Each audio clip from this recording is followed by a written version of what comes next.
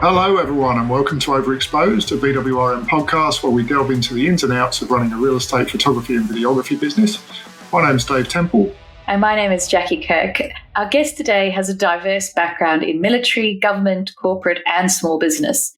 He's worked with the RAAF, the Defence Force, Austal and the ACCC, to name a few. I suspect he may be a former spy, but I'm told that he can neither confirm nor deny that.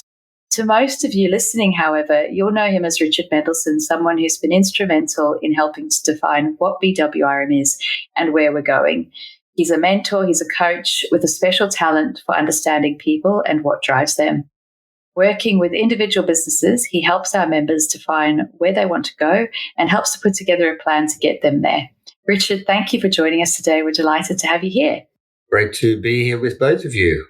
So, Richard, before we get into what you're doing now and how you're involved with BWRM, can you take me back to the start? You began your career with the RAAF as a cryptology technical specialist. Is that right? That's correct. Yes. It sounds cool. What if as a cryptology technical specialist with the Air Force? It was an unusual thing because I came straight from high school and went into the military.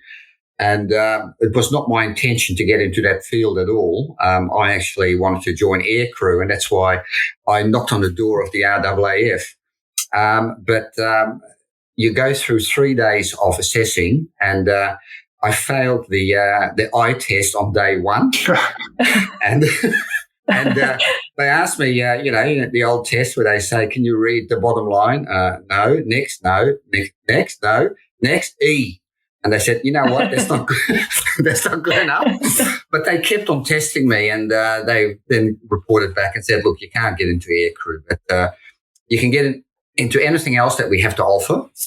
And being young, not knowing anything about what to expect or what to do, I said, "Okay. Look, is there any sort of trade or mustering that pays more than any other?" And they said, electronics and radar." I said, okay, yeah, right. So within electronics and radar, is there anything that sort of pays more than the other areas? And they said, it's telecommunications, ground radar, avionics, that area. I said, okay. So out of those three, does one pay more than the other? And they said, well, telecommunication does. Okay, right. Within telecommunications, is there anything that pays more than the other? I said, well, there's this obscure area called cryptology. I said, is there anything within cryptology? And they said, no, that's it. That's the highest paid. I said, okay, I'll do that one. So that's how I ended up doing cryptology. And so I started off a bit like Guy, actually. I started off my career as a tradie.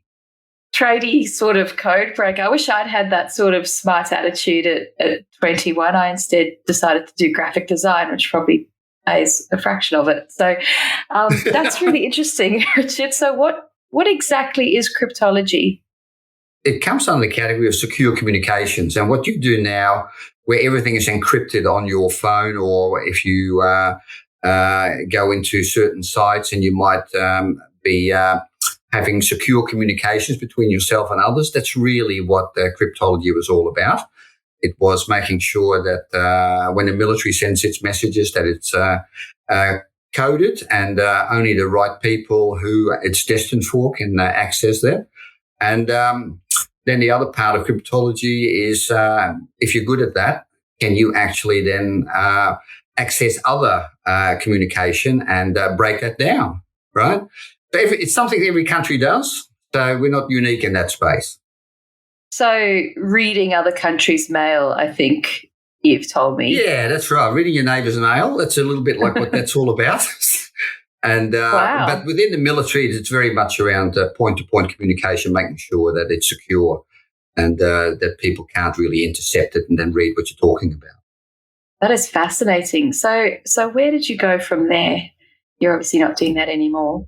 Well, so I did my 6 years with the Air Force, and I would have stayed in there for my full time, but I was married at the time, and wives don't really like the military because you're often away and you don't tell them where you are, and then you sort of show up one day and you sort of stayed home for a bit longer, then you go away again. So the time came and I had to leave in a certain way because I wanted to as well, I suppose. Bit of pressure. But I went from there into a couple of companies that were into a new field of mini computers and things like that. So my technical background actually helped me get into some other jobs, but I didn't really enjoy that too much. And then at some point, Defence Signals Directorate, they contacted me, and they're an intelligence organisation within the Department of Defence, and said, look, we're looking for system controllers to run some state-of-the-art equipment. You've had some good training in the Air Force. Have you thought about considering joining us? And I think the first thing I said was, how did you get my number?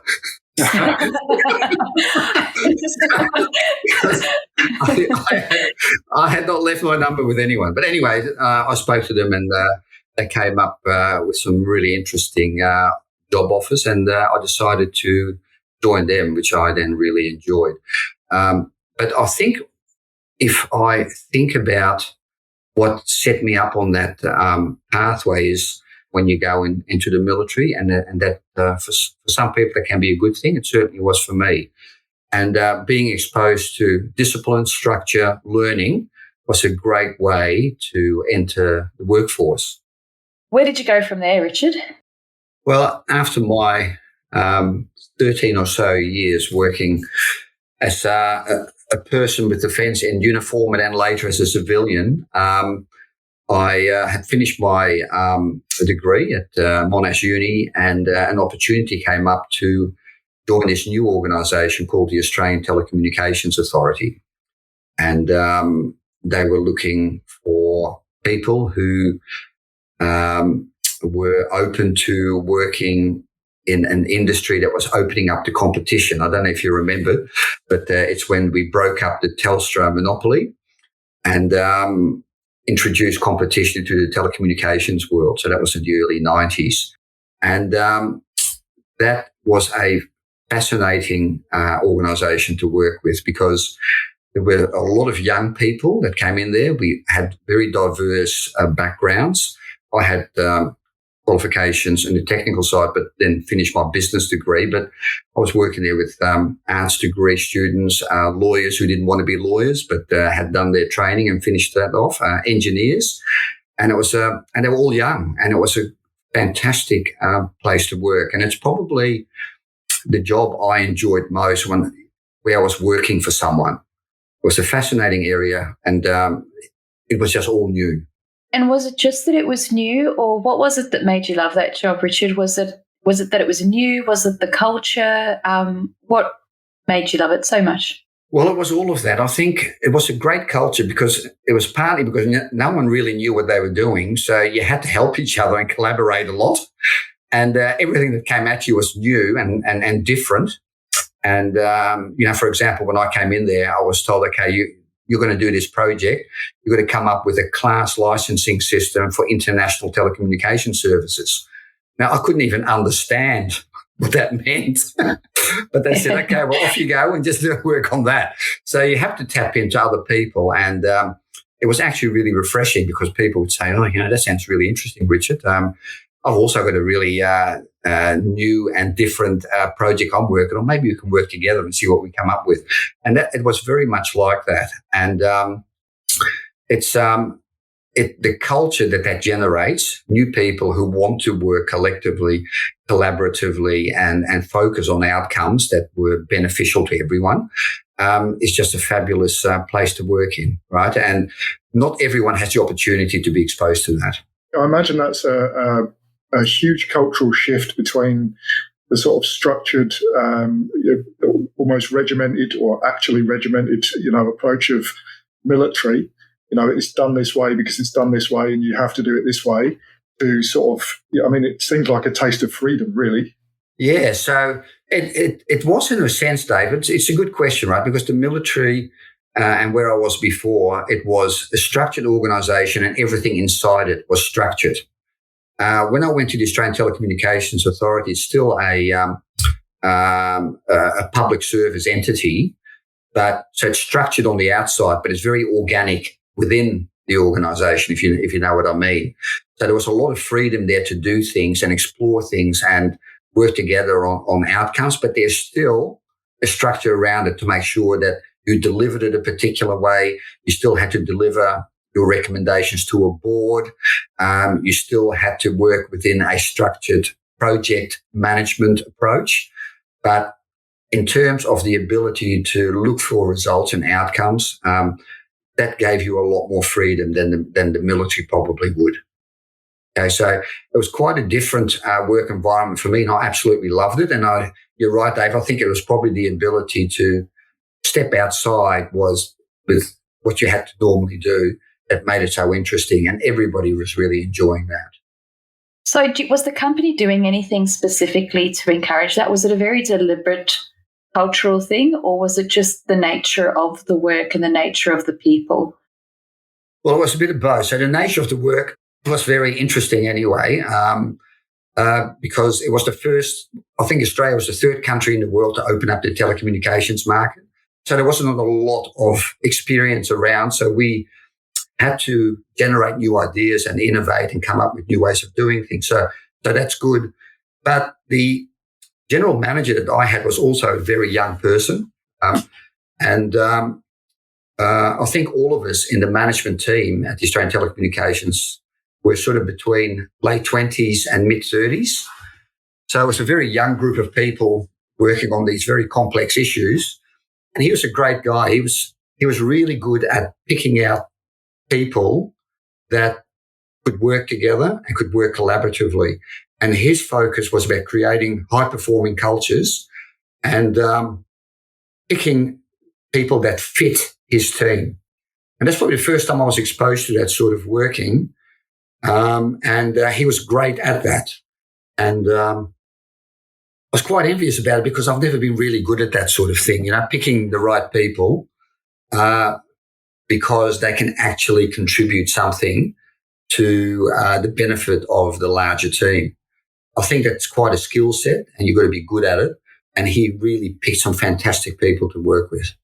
So I'm going to fast forward a little bit then from there, because we'll get back to that, because that's something you do very well now, is focusing on creating high-performing teams. But how did you get to that point? So you're working with Austel.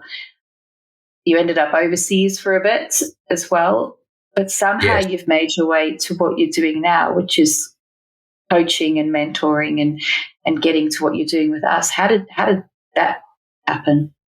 Okay, well, after Austel, I moved to the ACCC, which actually is a little bit more like the military. It's very structured, and it's a very structured approach to doing things. So I probably didn't enjoy that structure again, but it was a very interesting organisation to work with. It's got an incredible reputation within industry. So I enjoyed my time there. But it was probably my time at the ACCC which gave me the opportunity to then move overseas and move out of the public service into the corporate world. And I joined an organisation called KPN, which was the Dutch equivalent of Telstra. And the interesting thing about Europe was they were watching what the US, the UK and Australia were doing with deregulating their telecommunications market. So they came to Australia to learn and ask questions about how did you guys do that? And so I ended up talking to a bunch of Dutch executives who came to the ACCC and were asking for an information session and learn about how we had done things. And I just happened to say to one of them, you guys setting up a regulatory authority up there, would they be interested in people with my background? And they said, well, I don't know if they are, but we are. Mm-hmm. So the next thing you know, I had a job offer to go to The Hague and work at head office there. And I set up their regulatory affairs department. It was the first one that they had. And so it was actually a lot of change in a very short period of time. So I moved from the public service into the corporate sector. Then I moved from Australia to a new country, and I worked from a totally new culture of doing things to a culture which, first you think, well, it's a Western culture, so it's the same. And Dutch work culture is actually very different to Australian work culture. And I had to sort of adjust myself to all of that. I think the real reason I went to the Netherlands, though, was because I still have a lot of family in Holland, and we immigrated from there many years ago. and it was an opportunity for me to actually work there and reconnect with my family. So that was the thing. But of course, work became a very important part of that thing, and I had an interesting job. So when I was in The Hague, I set up the Regulatory Affairs Department, and then they moved me to Brussels, and they said, look, we need someone there to interact and interface with the EU institutions. So I effectively became a lobbyist and moved to Brussels and worked very closely with the parliamentarians over there, the EU parliamentarians, and with all the institutions that make up the EU. So once again, a great opportunity to do something very different that I was very unfamiliar with, but a great learning experience. And cultural issues were probably one of the things that I really learned a lot about, and had to sort of get my head around to see if you want to perform well, you have to really understand the culture, and you've got to be part of it, and you've got to fit right and well into that. And how did you go about that, Richard? Because we've spoken in the past, and if for those of you listening, if you listen to Bob's podcast a few episodes back, we speak about the different personality types, and you've got your expressives like Bob, but Richard, you're obviously an analytical personality, which is, correct me if I'm wrong, traditionally regimented and quite stuck in their ways. I hope you don't take offense to that, but you're working with all these. Remember, there's two of us here. Yeah, no. Yeah, that's fine. Well, I can talk both of you into submission, so it's fine. You're an analytical personality type traditionally, and again, correct me if I'm wrong, is not as flexible with working with other cultures and teams. So how did you go about doing that? Was it very challenging, or did you kind of approach it from an analytical perspective and analyze those teams? How did you, from going from military to corporate to a whole different country with a whole different culture and working culture, you must have just, I don't know, my brain would have exploded.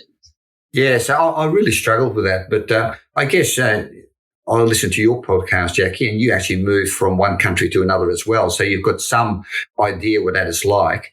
But I think for me, the issue was I was moving to a different country, which I thought was a Western country where I went to school and did my primary school years in.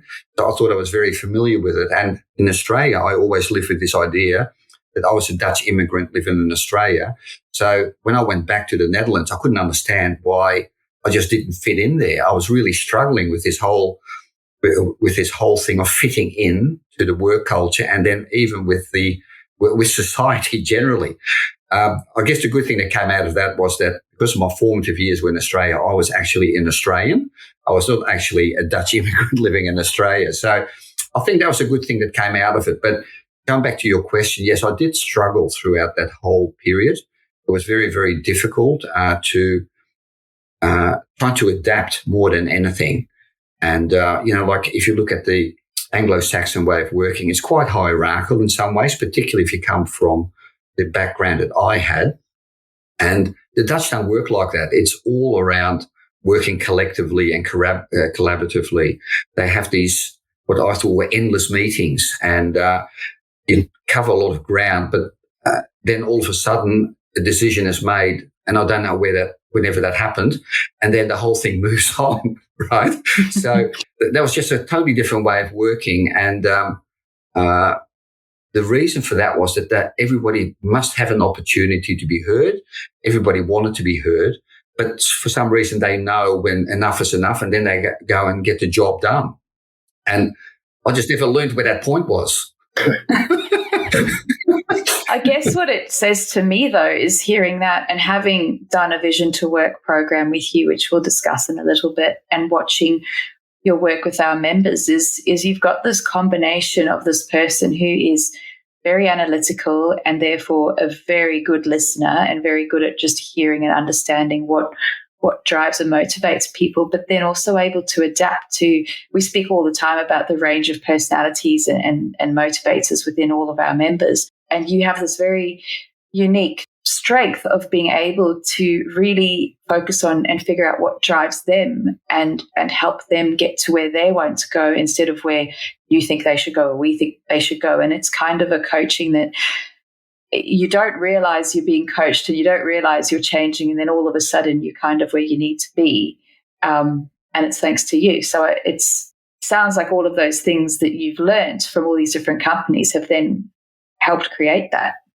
Yeah, you're probably right. And I guess that I started off from a highly structured, disciplined, this is how you do it approach. And I ended up in an environment where I felt like an outsider often and wasn't really quite sure how things worked. And it's interesting that when I went to Brussels, you have to do a lot of collaboration with other companies. And the companies I worked best with were the UK ones because I could actually understand them a lot better than others. And that is not to say that these other companies don't know what they're doing. It was just me. I really struggled with the way that they work, and I've been told that the Scandinavians also have this very collaborative approach where, everybody has to be heard and you make collective decisions and then you move on and everything then happens. But if you haven't grown up with that sort of, in that environment, it's very, very challenging.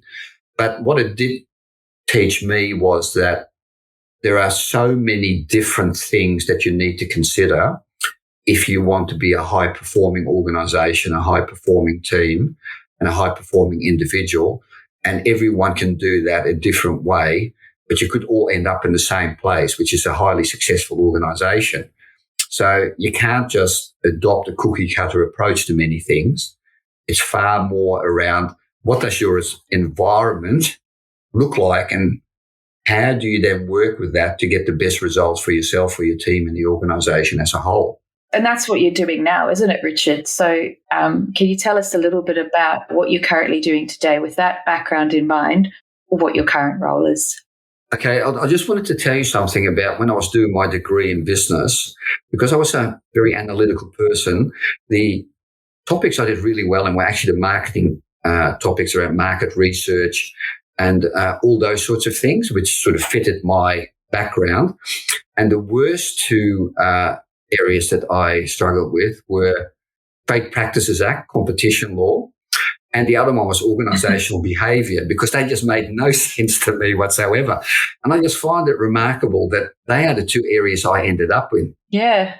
Right? So I could have done market research. I could have done research analytical type work, but I end up going into two areas that I probably didn't understand when I was doing my degree. But perhaps you went into them to sort them out because you didn't understand them. Perhaps there's a bit of that. Yeah, well, maybe, but it's just interesting how you sort of land in all these situations that are so different and so uncomfortable for me.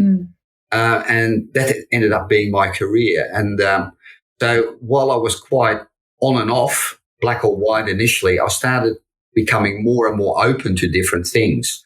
And I think it's that journey that I went on working for these very large organizations and being exposed to so many different factors in those organizations that made me decide, well, what do I want to do when I go back? So after my 5 or 6 years in Europe, I think I spent 6 winters there. I decided, okay, well, that's it. I'm going back home.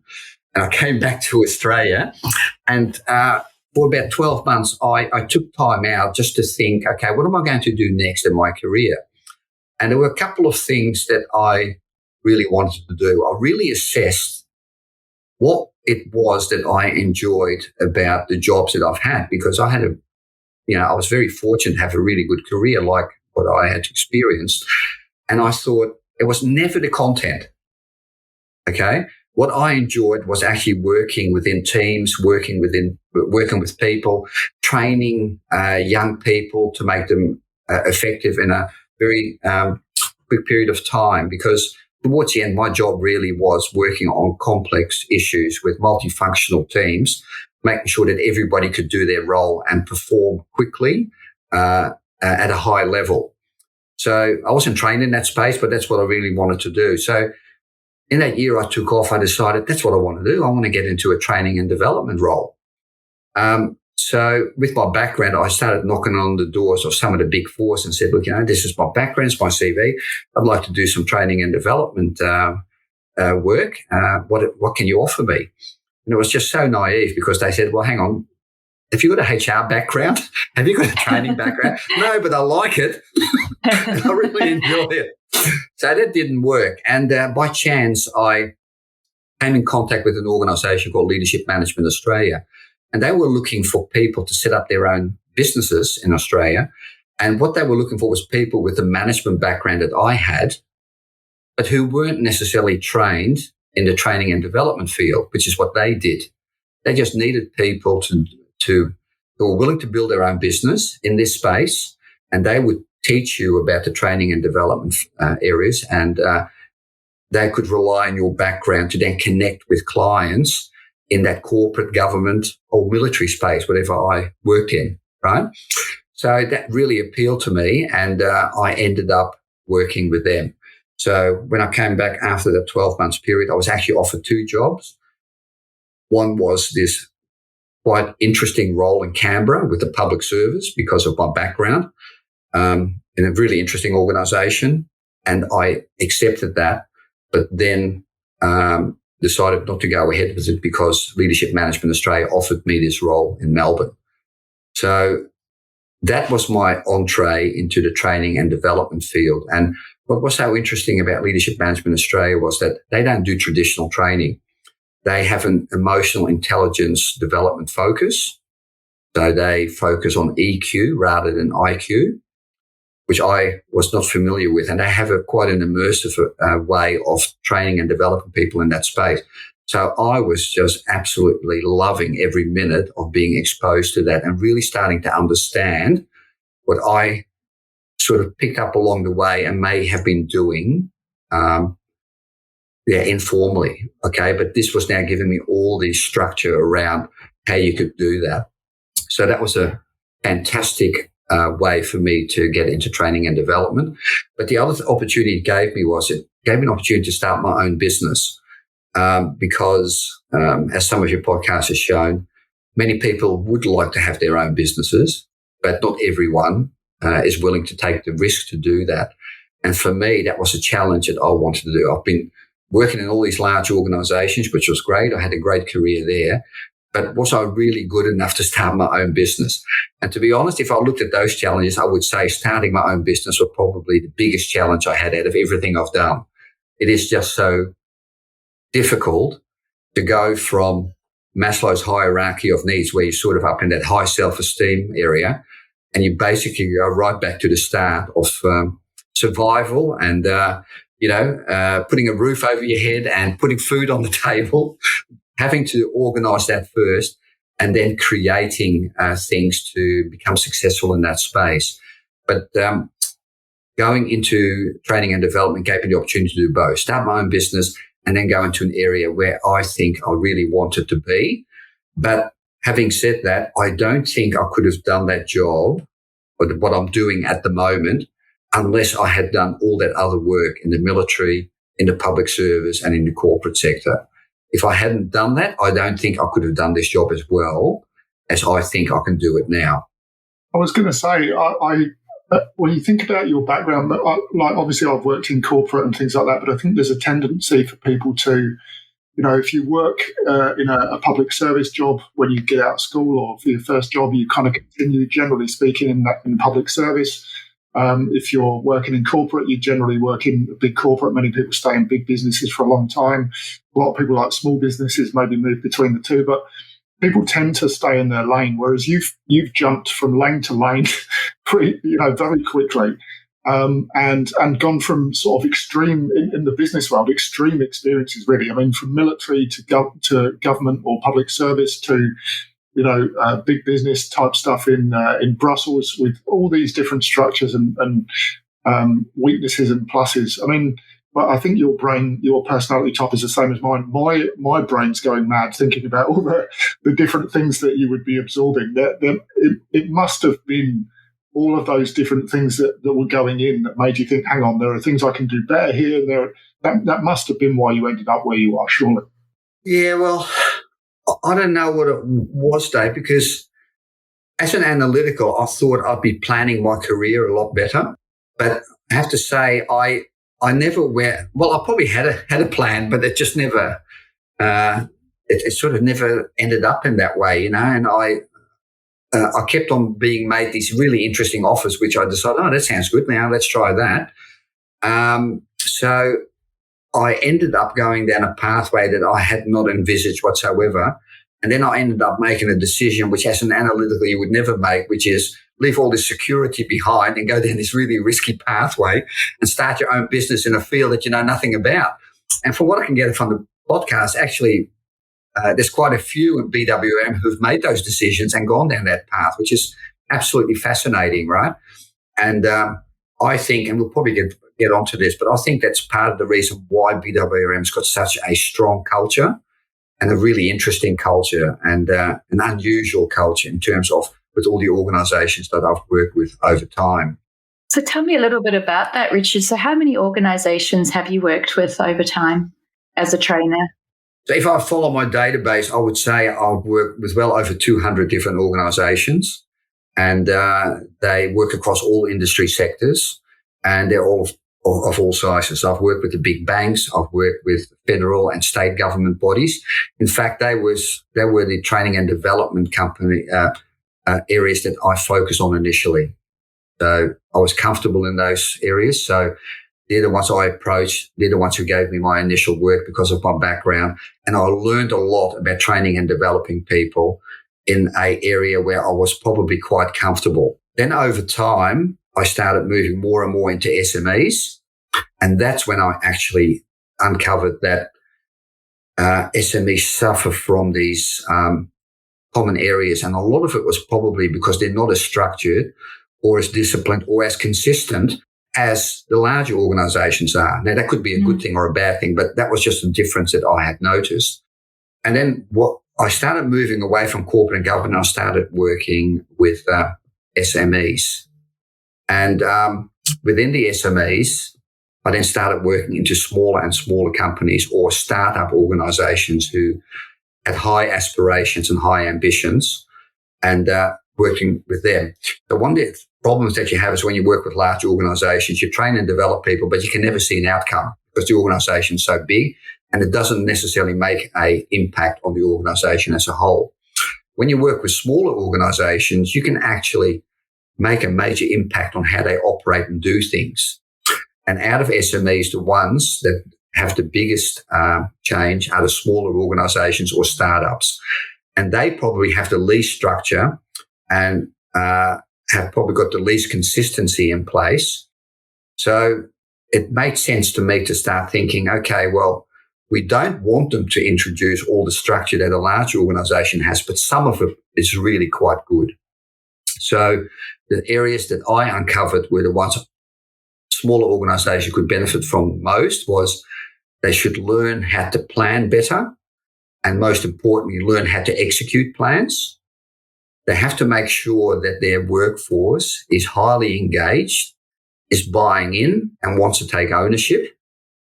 And a lot of that then evolves around engaging better and communicating better with the people that you're working with. And the third thing is making people the best they can be in their roles. And that's the training and development side of things. And larger organisations probably have a better system around it. They're not necessarily better at it, but they have a better process around it to do those things better than smaller organisations have. And that's probably why I became very interested, particularly over the last 10 to 12 years, to work with smaller organisations, because whatever I introduced, I could see changes very, very quickly, right? You start working in a small organisation, you get them to plan better and teach them how to execute plans. They actually do it if they are committed, and you can see the changes happening very, very quickly. We've seen that actually with your work with some of our members. I'm thinking of one in particular who spoke to me recently about the difference he saw. And he was running, when you started working with him, he was running probably one of the busiest businesses we have. I'm not sure on numbers, but just doing a monumental amount of shoots a month. But his quality of life was really suffering because he's a perfectionist and was very kind of focused on every little thing. He was going to bed very late. He wasn't seeing his partner. He was on a path to burning out, basically. And he sat down with you and you gave him that structure. He had a very creative background as a graphic designer as well, and you gave him that structure. And he told me recently that it's just completely changed his life. He's about to go on holiday to Europe for 2 months. His business continues to grow and thrive. And I think that giving a creative person who's high functioning that level of structure and drive is hugely valuable. And it's really hard to just do by yourself when you're so busy. Yeah, no, absolutely. And that's not abnormal, right? So I think that the sort of things I've been doing with BWRM, helping Guy with the induction of new members and then directing him to the new member workshops, which Dave then runs and some of the directors participate in as well. That's a really good way to help people. But there is structure behind that. Working with some of the members and working with the directors of BWRM around creating plans, following the vision to work plan approach. That's essentially a refinement of what companies do. I just think it's a better way of doing it with smaller organizations. Get them to really think about what is it that you want your business to look like? What's important for you? What do you want to focus on?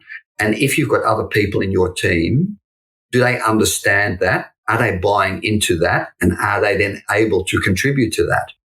And if they can't, train them up, spend time developing them. But most importantly, keep talking to them. Okay. So that's a thing that's easily done. It just requires some discipline to keep on doing it over and over again. And that's why I think the new member workshops that BWRM has introduced is just so useful for the new members to follow that process and get exposed to new ideas that's really new for them. But BWRM has already worked it out and said, look, it's your choice ultimately, but if you go down this pathway, you will actually get to where you want to go quicker, better, and you will actually get there. It's a great outcome. So they're the sorts of things that I think that I can introduce with my background into BWRM, and I think it's worked pretty well. Yeah, for sure. You spoke a little bit about the culture, and I'm very interested because I don't have a corporate background, really. I haven't had that much exposure to various cultures. And you've worked with so many different businesses and big businesses and small businesses. And in my mind, a big business just runs like a well-oiled machine and everyone's doing their job. But I don't think that's necessarily the case. Dave's pulling his face and shaking his head. What is your assessment of the BWRM culture that you said you think sets it apart? What sets it apart is this, right? So I mentioned that the best place I've ever worked was the Australian Telecommunications Authority, Austel, and that was all about culture. I just loved the culture, and that was really, really powerful and strong. I have never found that in any other of the larger organizations I've worked with. That was it. That was the best. And I'm very fortunate to be exposed to it. And the reason I say that is because if I were to look at all the companies I've been in, the prevailing culture for many organizations is negative. It is not good. And in some places it's particularly toxic, and I actually refuse to go in there because it's too hard to change that. What I think is really nice about BWRM is, and I've been to 2 conferences now and I've met most of the people, there is this similar feel that I had when I worked at Austel. People who come in are new to the process, but they are usually committed and want to do well. And BWRM has provided the platform for them to be able to achieve the goals and help them with the choices that they're going to make to create more success in their life. Okay? That's a fabulous way of introducing people to a culture. But generally speaking, there's a lot of support and collaboration, not just from the directors towards the members, just the members themselves really want to help each other out. And that is really unusual. And I think that is a great strength for BWRM. Now, as good as that is, it may still not be a fit for everyone. But for people who've got the right fit, you will keep on building this culture. And I think that is where the strength comes from. Within the BWRM group, it'll be an amazing organization if you can keep on bringing the right people in who join BWRM because they fit, not necessarily because they're great photographers or they're great business builders. They just have this fit that suits the culture for BWRM really well. And they will keep on contributing to this, what I think is a really, really amazing organization. And like I said, I work with a lot of them, and I think BWRM is right amongst the top. And when I do this type of work, by the way, I should just point out there's only about half a dozen companies I work with, and it's the cultural aspect that I think is most similar. But I think BWRM is right at the top end of that smaller group of companies. The culture is great, and I have no doubt that will continue as you grow. Thank you. One of the things I really like about the way the business is set up is, from our customers' point of view, they're dealing with a small business, and you've got the small business culture where you've got great customer service and attention, and you can get to the business owner very quickly, and quick responses. From our members' point of view, we're acting as a big business in that we can get a lot of work done, and there are processes and structures in place. And you've been a big part of setting those structures in place as well.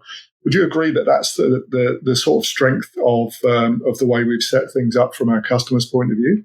Yeah, I think so, because if you look at businesses, particularly SMEs, they probably like dealing with the owners of the business that they're going to work with, right? And that's a good thing about BWRM. You can say, "Well, I'm it." You're talking to the man or the woman who is actually going to make all the decisions and choices to make sure that you get the best service that we can offer. That's pretty powerful, I think. The other thing is that the people that you have and that I've met are actually great people. They're interesting, they're committed, and that comes out in the way that they speak. And we can actually work with them to become even better at that, so that they become even more attractive to potential customers and that sort of thing, But I think that the way that BWRM has set up everything is the ideal way of setting up a real estate photography business. And I think even within Leadership Management Australia, which is a licensing organisation, so it's not quite like a franchise because they can't control how we set up our businesses, but we do have to use their processes and approaches. I think I've learned from that and also made suggestions around, if you do this, you're likely to get a better outcome than if you were to do this. Okay? So I think the way that it's going, it's actually quite remarkable with what BWRM has put in place. I don't think there's any franchising organisation that helps induct people into the organisation to the extent BWRM does. And I'm working for one, LMA, who is really good at that, because that is what they teach other organisations as well, right? So BWRM does it really well. They stay with them, and they've built this amazing culture, which is all about supporting each other. And I think that's rare. That is really unusual. So, yeah, look, I love working with BWRM just as much as I like working with the other organisations I'm working with, the smaller group. But there's something about BWRM around the cultural side that really interests me, and I would really like to learn more about how do you maintain that, how you make that stronger, because I think you set the foundations for that. I think a big part of it comes from the fact that everybody's got the same goal, but the goal is still a personal goal. I think if you're working for a big company and you're just one of the cogs and you're going home with your salary, and, if you do a great job, you might get a pat on the back, but you don't have any ownership of the results, I suppose. Whereas with BWRM, and we've spoken about this in the past, when you win a client, that's your client. It is personal and it's your business, and it's a much bigger reward. It's a much bigger emotional high, all of those things. So I think when everyone's on the same path, you're much more committed to developing personally and developing your business, because it's your business. You're invested, versus if you were an employee. Even if you're an employee of a wonderful company that looks after you, you're still just an employee of that company. Yeah, that's true. Richard, it's been wonderful having you on here. We've obviously done lots of work together, but it's actually the first time I've really gotten to know your background, and it all just reiterates how lucky we are to have you with all your experience helping us and helping our members. So thank you so much for making the time to be here today. Yeah, thank you very much for inviting me. I really enjoyed our chat, and I look forward to working with all of you in the coming days. Thanks very much, Richard. Cheers. Thank you.